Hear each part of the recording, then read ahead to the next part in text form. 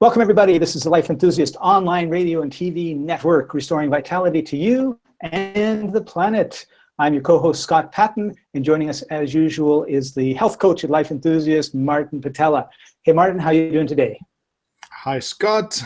I'm doing good. It's another wonderful summer day, I think, where I am, which I like summer better. And the picture you see now is Andrew Dewey of Organiponics.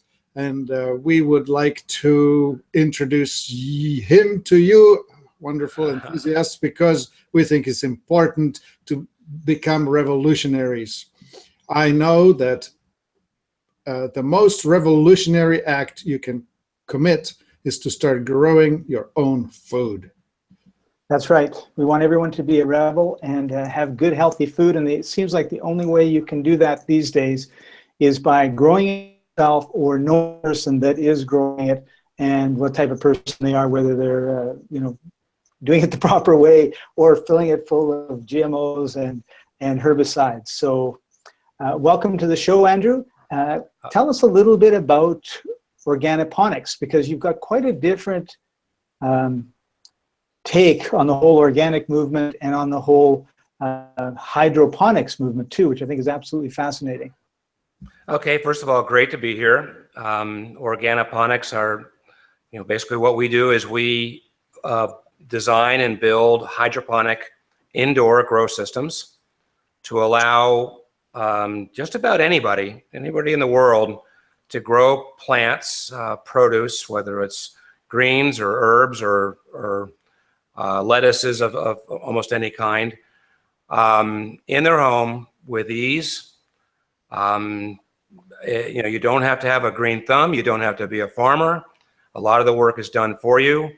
And at the end result is this fantastic lettuce, as you can probably see behind me, and one of the prototype systems that we have, that you can enjoy hopefully on an ongoing basis with very little downtime, so that every day you can have a salad of some sort with a meal, or maybe even a full meal depending on how much you eat. So the whole concept is to have a system that works all the time. Andrew, I have some questions about this. I have about 10 years ago, I met a bunch of guys that were into hydroponics, and so I know a little bit about it. But the main questions I have is, okay, can I grow carrots? Can I grow potatoes? Can I grow tomatoes? Can I grow parsnips? I understand the herbs, I understand the lettuce, but what about some like blueberries? Can I grow those? Like, is there a certain group of foods that work better with hydroponics, or can we do anything? Can I grow a pineapple tree? I wish you could grow avocados and things like that, but unfortunately there is not that broad of a selection of things that you can grow. Plants that grow underground like carrots, potatoes, beets, things like that, we have not tried it. I don't know whether you can actually even do it, to be honest with you. We do have a system that we are developing right now that's a floor system that goes up about 6 feet. And we're testing cucumbers, full-size tomatoes, things like that. But the problem with these types of plants is they grow a flower, and that has to be pollinated in order to get your fruit off of that plant. Now, you can artificially do that, but you need more than one plant to obviously do it. So we're still kind of playing around with that idea. We'd like to be able to have something like that out there. You can grow strawberries on systems. I haven't on the full-size system. I would assume maybe blueberries are possible, but we're still too early in that process to know whether we can grow anything more than, say, large pepper plants, tomato plants, and cucumber plants, things like that. Well, what fascinated me about your system when I first saw it was the fact that unlike the systems that my friends 10 years ago were showing me, which took up basically the whole living room, yours have a very small footprint. So tell us a little bit about how that came about and also how it works. Yeah, it's pretty cool. We use a vertical hydroponic technology. So in other words, rather than growing on a flat surface or a flat plane, we're actually stair-stepping it up in order to allow our plants to have more room or more real estate to grow on. And what that allows us is to get more plants per plant panel. But to add to that is we also have a separate propagation station where we can grow our seed into a small seedling and then take that seedling and move it into the system so that we can leverage the amount of growth per system. So in other words, the system that you see behind me grows 16 plants, but in actuality, it really grows 32 plants because we're propagating a small seed to a seedling. This is actually a prototype without that system built into it. I really don't show it. I can show you on a smaller system how it works on our mini herb garden. And I have another system below me that has that built in. It came about actually last fall. This is an older system that you see here. But anyway, what it does is it allows you to leverage the growth so that you always are growing plants. The first 7 to 10 days of the growth cycle is going from seed to seedling. Well, we do this in a separate location in water rather than a nutrient solution, which is what you're supposed to do. And then we move that seedling into our grow panel for the remainder of that grow process, which is about, well, depends on the product, depends on the light, but on average about 22 days. So therefore we can get 15 cycles of grow out of our plants versus competitive systems, which average about 35 days, can only get about 9 or 10 grow cycles per year. So we get about 50% more product. One of our viewers just put in a question, and I should have asked this right at the beginning, like, what is hydroponics? So the whole concept behind hydroponics is to be able to grow plants in a medium without using any soil. So it's all done with nutrients and water. Okay. So what you're talking about is you have a system where you take the seeds, they grow them into seedlings, you take them out of that wherever they are, and you put them into the hydroponic solution where then they go from seedlings to the full mature plant. Yeah, so what happens is that during this process, you have a little plug, and that plug is made out of, what we use is made out of a cocoa husk and peat moss. In fact, we're now experimenting with just cocoa husk with a core binding built into it. And that seed already has nutrients in its seed pod, so it doesn't need any additional nutrients. In fact, additional nutrients is not good for the seed. It's almost like when a baby is born, you feed a baby breast milk or milk. You don't feed it human food. It's the same thing with a seed. You want to grow a seed into a seedling just with water. So once it gets to about, say, 2 inches tall or so, you take that small plant and then you transport that into your grow panel pocket, which are these little pockets right here. If you can see that. I'm not sure if you can or not. And it grows into a larger plant in a little over 3 weeks. Wow. So I remember when I did some gardening with my parents, and certainly I remember doing some gardening with a good friend of mine the other year, like last spring ago, and we would put a whole bunch of seeds in a row, and then we would cover them up with soil, we would water them, and I'm pretty sure that if all of the seeds grew, we wouldn't have had room, and a lot of them did, and we had to thin, but I'm pretty sure that most of the seeds didn't make it. So do 100% of the seeds germinate when you go through this process? Well, the nice thing about propagating in a station before you actually plant the seeds is that you can grow, if this system grows 16 plants, you're probably propagating 18 plants, just in case 2 of them don't grow. And a lot of that's just because of the seed itself. It's not a good seed. Right. So it does give you that opportunity to get an actual live plant or live seedling to plant right into your system. So it gives you that benefit. So the reason I brought this all up was I had a lettuce in the grocery store is like $2. Right? It doesn't matter if you're in Southern California or you're in Vancouver or you're in the Midwest. And I'm thinking that a seed is probably coming from a package of seeds that's $2. So I don't know if you get 100 or 200 seeds. So I'm basically thinking you could save a fortune in your food bill. Absolutely. Absolutely. So what we do is we actually provide a grow kit that is conveniently delivered directly to the consumer's door. And in that grow kit, it includes all the plug, the medium that you need, in order to plant the seed.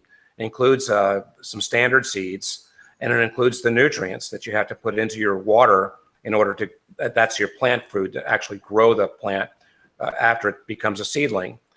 And these grow kits are sent out every other month, so you get a 60-day supply, and on average it allows you to grow a plant for about 50 cents a plant versus $2 at the store, or in many cases herbs and other types of greens are actually more than that. Right. So if and remember, I'm sorry to interrupt, but remember, this is also pesticide free, and it can be organic. It's not always organic because it depends on the nutrient, but it is pesticide free, and you can actually take lettuce right off the system and just eat it. Right, because there's no dirt. No dirt, no pesticides, no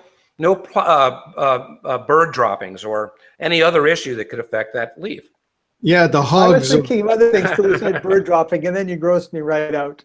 No, sorry about that. I was going to say some other things, but I'm glad I didn't. I was thinking the feral hogs in California and Texas, they have become an issue in the organic fields. Yeah. Very, very true. Yeah, so you don't have any animals running through, you don't have any bugs running through. No, I mean, you can have, on rare occasions, aphids or some sort of a invasive bug that can come in and destroy your plants. But you can see those very quickly on a small plant, and you can easily get rid of those with an organic spray. I have not seen them, and since we've been doing our testing in homes rather than greenhouses, we have never had a bug problem. And that's the whole point of this, right? Is that this is something that you can do in your home, and you can do it on an ongoing basis. So tell us a little bit about how much space I'm going to need in my kitchen or my dining room or my sunroom, wherever I'm going to be doing this. Of course. So if your interest is to be able to feed yourself with lettuces and greens off of a system, and you want to make sure that you get a full-size plant, not just a little micro plant that you have to take 3 or 4 plants just to put on 2 plates.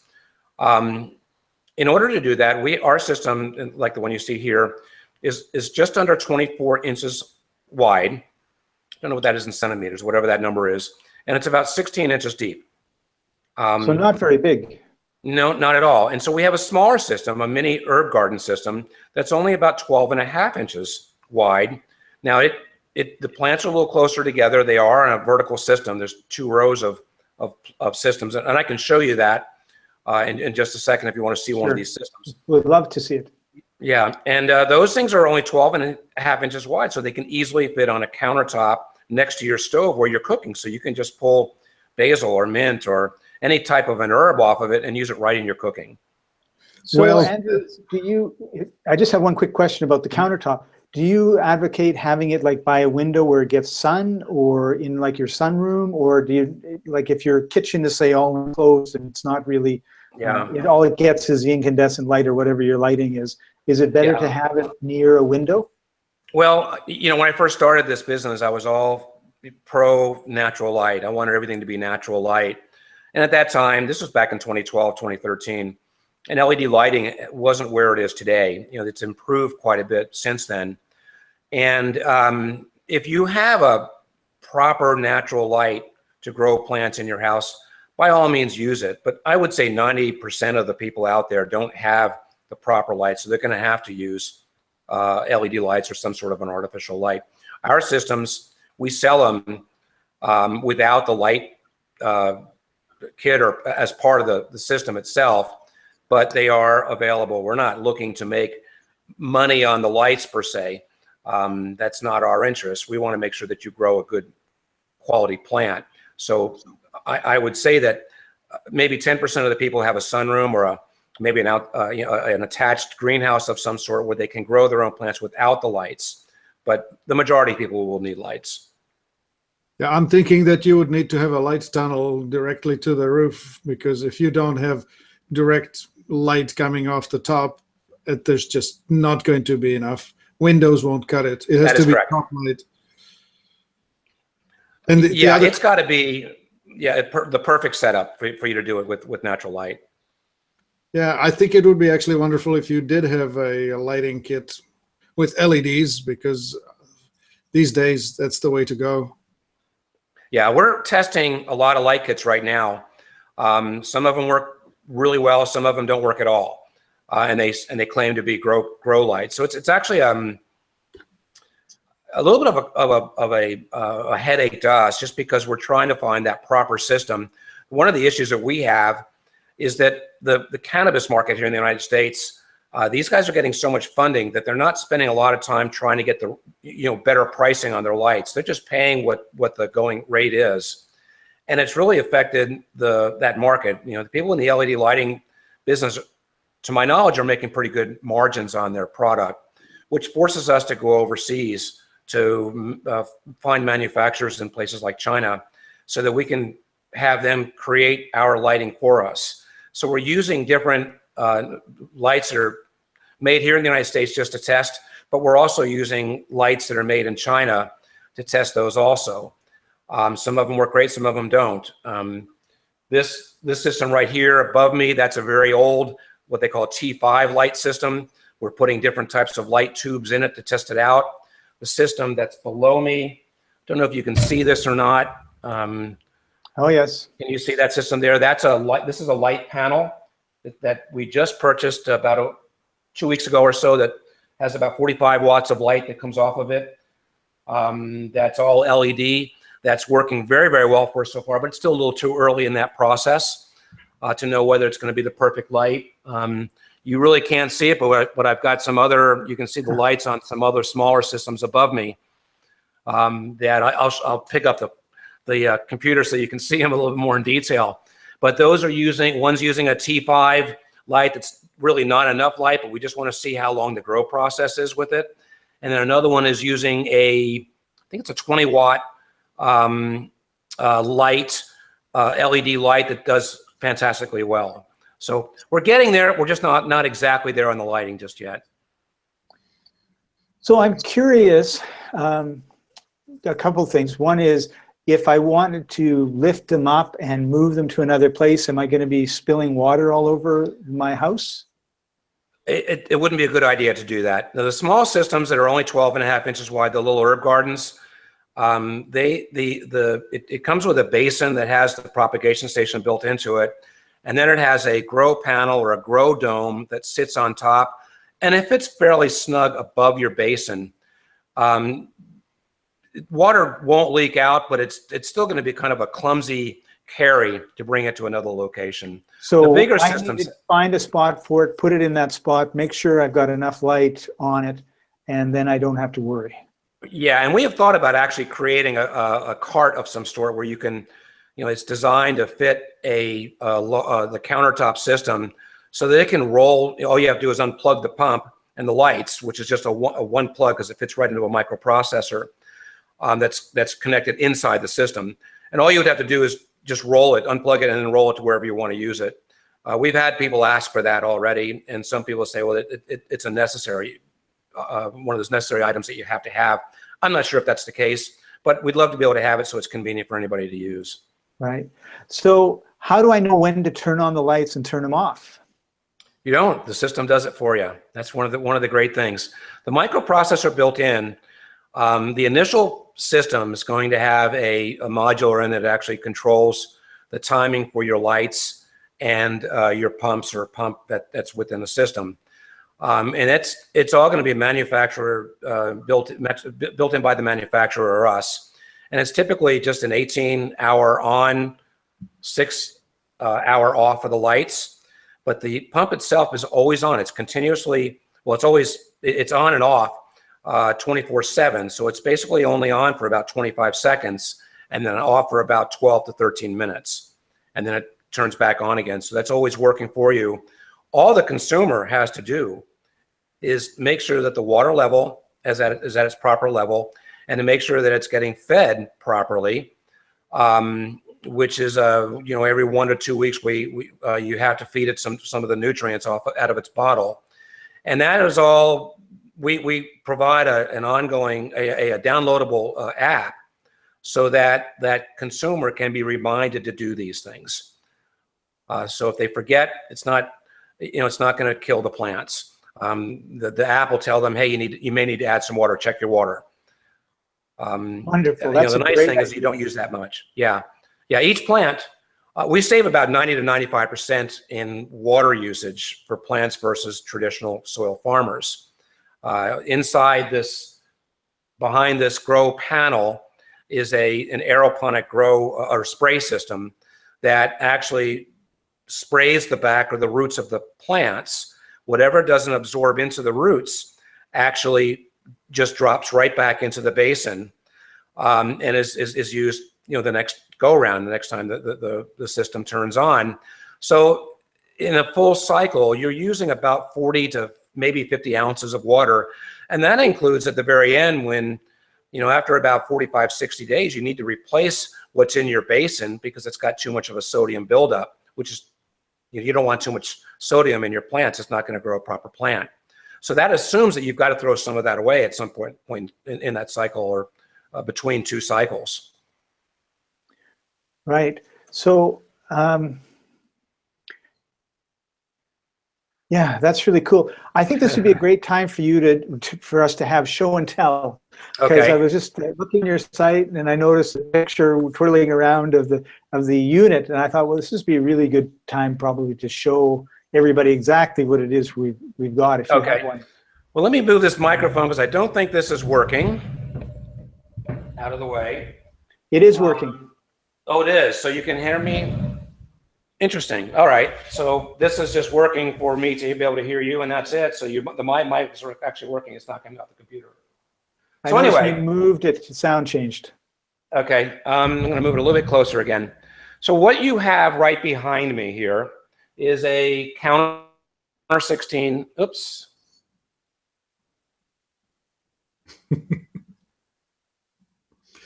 Well, looks like we have knocked off a cable or something and lost the connection because that's a freeze frame. It is. Yeah, and my thoughts were that kitchen counter space is at a premium. I couldn't possibly entertain having this next to my stove. No. This in my house, this would have to be somewhere, I don't know, off the kitchen, or maybe in the corner of the kitchen somewhere. And definitely, I think we need to help Andrew figure out the lights, because what's the point of buying a half of a system? You need to buy the whole system. Yes, that's right. Yeah, you need a big kitchen if you're going to be having your garden in your kitchen. Yeah, for sure. But it's a pretty cool idea to be able to do, have 15 different herbs and just reach over and a little bit of this, a little bit of that, put it in, and then reach over and grab your salad, put it in. Sure, absolutely. That's wonderful, most enjoyable. Well, we see Andrew dropped off. Maybe he'll come back soon, God willing. Yes. I actually would love to see it in more complex, where we would also help people do sprouting. I was going to ask him about that, right? Like, yes, sprouts are actually an excellent nutrient source, right? Like he's proposing sprouting one seed at a time in his plug, which is cool. Yeah, because he's making the plant. Yeah, but I think we should also work on getting a sprouting station into the house, where you can take a quart or something like that, quart-sized vessel, where we would put an ounce of seed in it, and help people figure out how to sprout things, like sprout broccoli. Yeah, I love sprouts, and the frustrating part about making them was the fact that the roots and the sprouted part would get into the mesh. So yes. I could never get it out. Yes, that's the pain in the... There's pain in the sprout. Pain in the mesh. Pain in the mesh. Yeah. Well, this is not looking great. I thought that he would be back by now. He must have knocked it off pretty good. Yeah, I don't know what yeah, it's weird, eh? Yeah. Now what? Now what? You could show the site.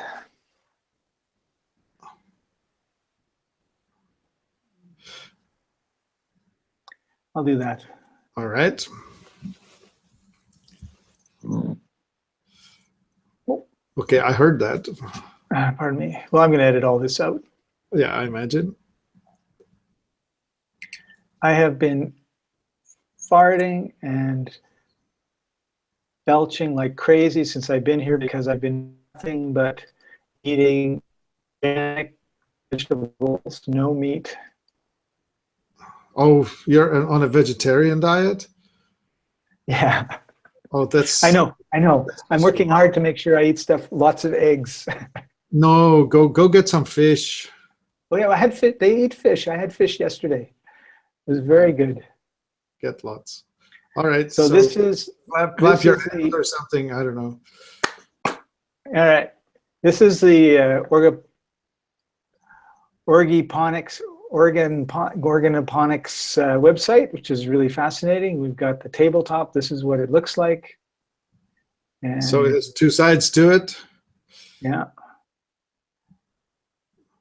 And yeah, there it is. That's kind of cute. Or it has one side. Depends. Okay, this is the one-sided. So we have a one-sided or two-sided. Yeah. Now, just going to present to everybody in that way. You can see it.